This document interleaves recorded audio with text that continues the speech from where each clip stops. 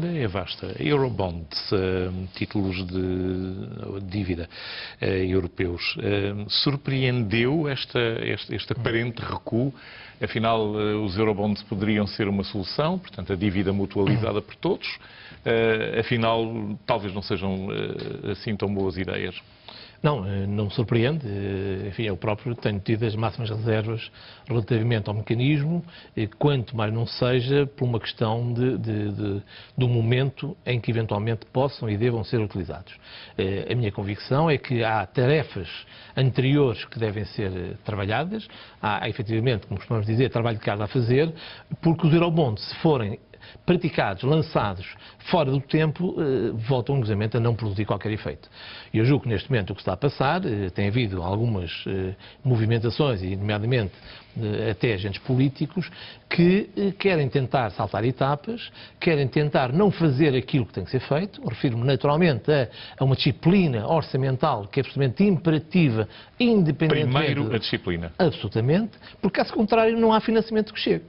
E, portanto, os Eurobonds, se fossem lançados, do meu ponto de vista, neste momento é o que aconteceria fora de tempo, é mais uma arma que se vai esgotar. E, portanto, eu julgo que neste momento há aqui algumas ferramentas ainda eventualmente disponíveis, mas completamente de último recurso, e, portanto, há muito trabalho a fazer do meu ponto de vista. Hipoteticamente, se os Eurobonds fossem lançados, até há o risco do rating não ser favorável de todo. Exatamente. Ser inferior, por exemplo, ao rating nacional da Alemanha. Não é? Ora bem, exatamente, porque essa é que é uma particularidade que tivemos também agora, uma novidade recente, com o próprio rating do Fundo Europeu de Estabilização Financeira. Em que neste momento o fundo que supostamente vai resgatar, e está já, digamos, a resgatar, no caso português, os problemas que há na Europa, ele próprio começa a ser questionado. Está sob observação. Exatamente, porque tem que ser, a questão que se passa aqui é, não há dinheiro. E como é que financiamos estes mecanismos? Quem é que nos vai emprestar dinheiro? Por exemplo, quem é que compraria os Eurobonds? Portanto, essas são questões muito pertinentes, porque, obviamente, temos na Europa situações bastante complicadas, nomeadamente com países já com apoios concretos e, digamos assim, com planos de resgate, mas mesmo os outros países estão longe de estar completamente saudáveis, mais uma vez, também por ausência de disciplina orçamental. Nós, neste momento, enfim, a Itália, obviamente, já está em cima da mesa, enfim, a Espanha tem feito algumas medidas, mas também está sob escrutínio, e, naturalmente, também, agora, com as agências de rating, começa a falar-se do caso da França. Porque se olharmos muito, muito para a França, também, se calhar, começamos a ver coisas que, de alguma forma, parece não querer ver. E aqui importa dizer, por exemplo, relativamente à Itália, houve ainda hoje um especialista muito conhecido, que tem, enfim, um daqueles grupos de reflexão, que é muito acompanhado do ponto de vista das finanças públicas, que disse uma coisa curiosa. Se houvesse Eurobonds, a Itália nunca teria decidido fazer plano de austeridade. Vale o que vale, mas merece reflexão. E este é que é o problema. Porque a Itália tem problema há 10 anos, porque é que só agora é que começou a fazer o trabalho de casa? Aqui até apetece dizer que as famosas agências de rating e os mercados financeiros estão a conseguir aquilo que a Alemanha até gostava de conseguir e não tem conseguido, que é disciplina orçamental, é planos de austeridade, são estes países fazerem aquilo que tem que ser feito. Portanto, desse ponto de vista, aparentemente até há aqui algo positivo para os mercados financeiros. Uma análise curiosa também que eu li, quando o rating começou, a notação começou a ser assim do domínio mais público, e uma delas é que a percepção de que é o rating que termina o mercado não é inteiramente correta. Muitas vezes o mercado já tomou manifestações, já adotou manifestações, que o rating a seguir vem apenas dar uma forma numérica, ou seja, a dúvida sobre a Europa já está instalada. Ora bem, está instalada e, obviamente, com muitas razões, porque, repito, obviamente que há situações muito concretas, mas a Europa, no seu conjunto, ela própria tem um modelo de desenvolvimento, um modelo económico e também um modelo social, que claramente que tem que ser revisto e há muita, muita resistência em rever esse modelo. Repare, quando se fala, por exemplo, do rating, eu estive a consultar um documento muito interessante, que é as características dos ativos do Banco Central Alemão.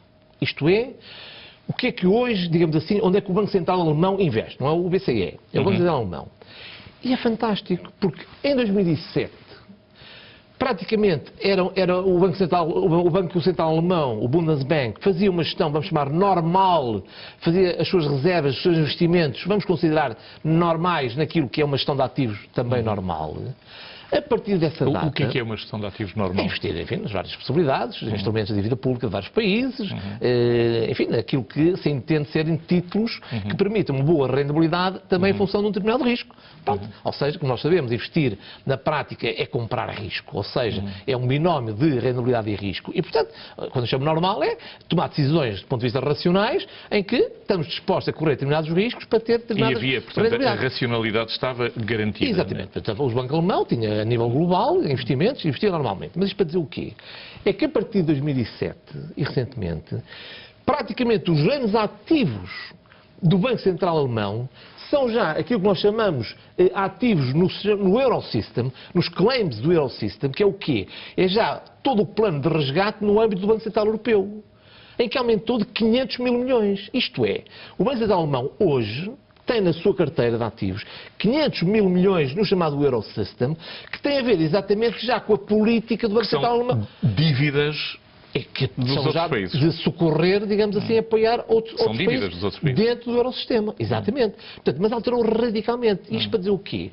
Que a própria Alemanha começa a ficar num limite. Qual seria o impacto de haver incumprimento por parte desses devedores que o Banco Alemão considera como património seu neste momento? Ora bem, é claro que era muito grande, mas temos que ter consciência, do meu ponto de vista, que é sempre muito pior para quem começa a incumprir e para quem vai à falência, usando uma palavra técnica. Para o credor é mau.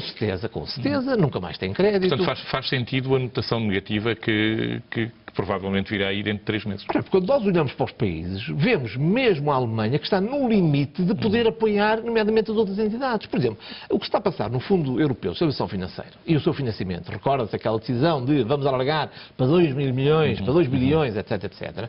A questão é, de onde é que vem o dinheiro? Quantitative easing. Ora, e esse é que é o drama.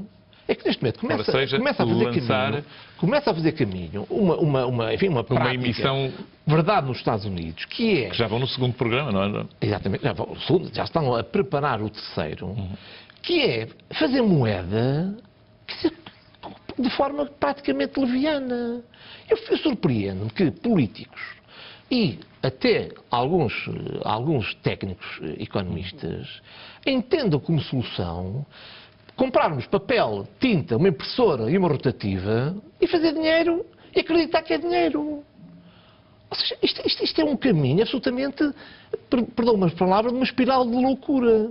Que os Estados Unidos estão a fazer e o risco é que não param, nem podem parar. E estamos, de facto, a caminho, eventualmente, de um quantitative easing 3. Isto, claramente, qualquer jovem... Qual é o termo em português? Quantitative easing? No fundo é fazer... Pôr as rotativas a trabalhar, na verdade, é colocar no mercado, digamos assim... Aliviar quantitativo. Exatamente. Ou seja, é fazer dinheiro... Há outra coisa também, que os economistas e os gestores têm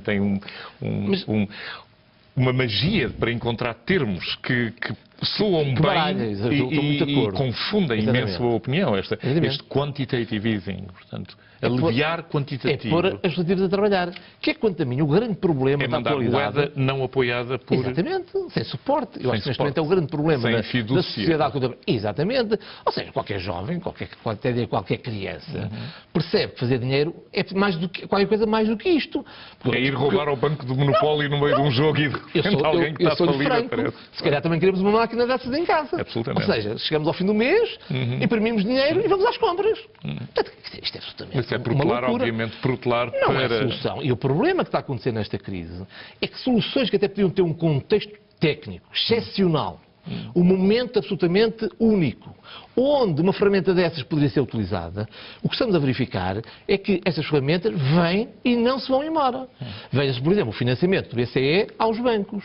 Veja-se, por exemplo, também o famoso quantitative easing. Neste momento, o BCE já comprou mais de 200 mil milhões de dívida dos próprios países. Apesar de tudo, enfim, do ponto de vista legal, há sempre aquelas dúvidas, que na prática é praticamente 40% do quantitative easing do segundo dos Estados Unidos. Portanto, já estamos aqui numa certa quase ficção 40% do segundo do quantitative easing. Portanto, estamos aqui numa zona muito complicada de achar que vamos pôr o BCE a fazer dinheiro e que tudo se resolve. Ora, e estamos a correr um risco elevadíssimo. Porque os mercados, há um problema de credibilidade e de confiança. E neste momento, o que pode acontecer aos Estados Unidos, esperemos que nunca, e à Europa também esperemos que nunca, é haver a perda de confiança no próprio conceito de dinheiro. É de repente o dinheiro sem papel. Porque o dinheiro, obviamente, em primeiro lugar, é uma relação de confiança com os cidadãos. Claro. E se de repente percebemos, bom, isto afinal é papel, foi feito ali há bocadinho com papel e tinta, há um risco fortíssimo de se perder de facto a noção de dinheiro mesmo. A pessoa não querer investir em rigorosamente nada. Bem, e então, o que é que isto quer dizer? Quer dizer que as soluções têm que ser completamente diferentes. É preciso, obviamente, haver uma revisão completa do dito modelo europeu, de haver um recentrar nos equilíbrios orçamentais dos vários países, para que comece a haver uma solução sustentável, e não seja uma solução com base praticamente numa ficção. Portanto, quer estas medidas de os eurobonds, quer no extremo fazer moeda em quantidades absolutas, porque estamos a falar de quantidades enormíssimas, claro que são ferramentas que não podem ser solução sem termos todo um trabalho prévio feito. E é isso que, do meu ponto de vista, está a acontecer. Aliás, este encontro que criou tanta polémica entre a chanceler alemã e o presidente francês, obviamente vem levantar mais uma vez a questão, que é de como é que se consegue que os países cumpram aquilo que já existe decidido.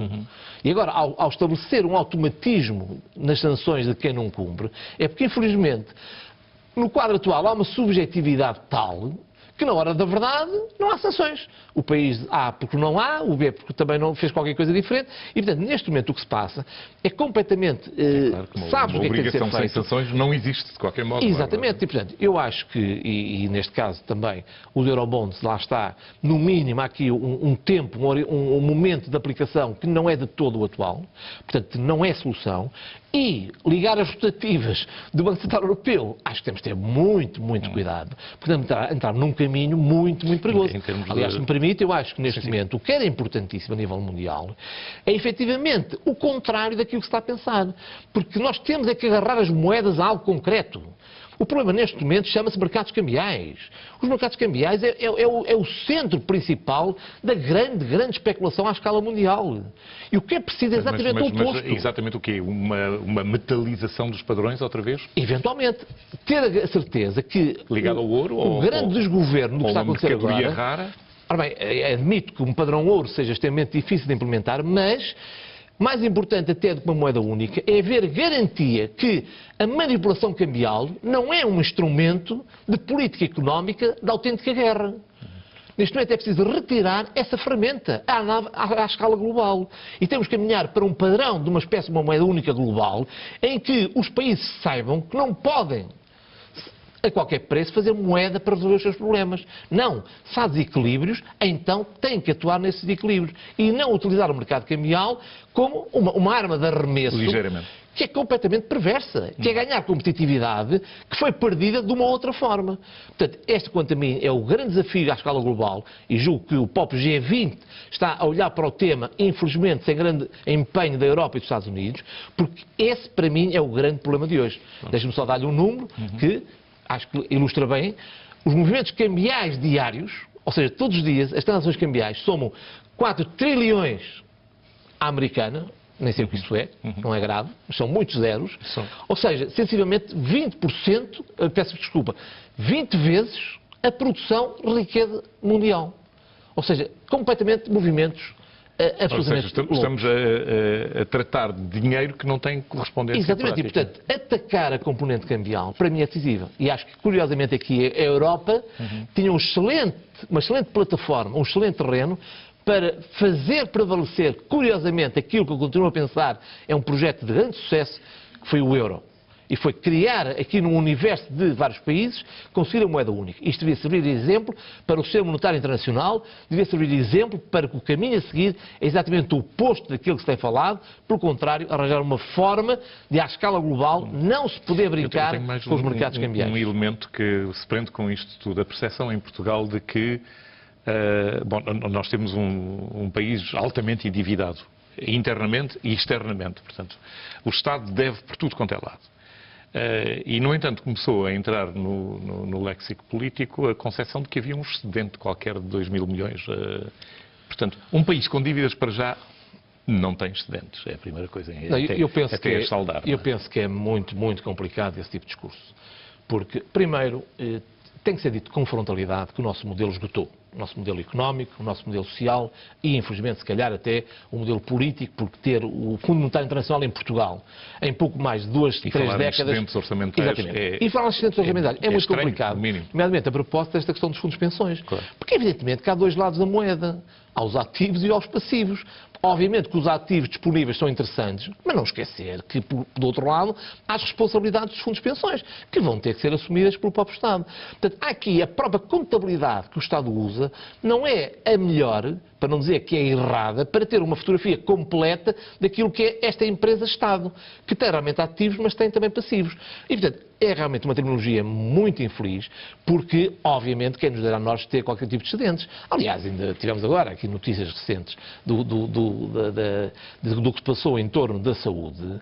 E a pergunta aí é, será que alguém, mesmo os defensores puros do Sistema Nacional de Saúde, acham bem pagar a 700 dias a um fornecedor? 800? Eu estava a ouvir essas pessoas... 3 anos. A explicar se isso é normal. Ou seja, o Estado outorga-se o direito de ser tão arrogante a dizer pagamos a 600 dias, a 500, a 700. Prazos de pagamento. Ou seja, então há excedentes. Ou seja, há de facto rever isto, porque há uma gestão financeira absolutamente errada, naturalmente que tem aqui muitos anos, para não dizer décadas, de traquejo, mas é absolutamente uma terminologia errada.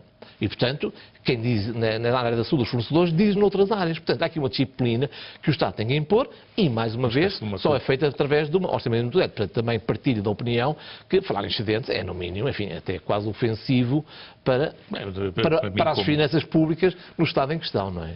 Parece bizarro.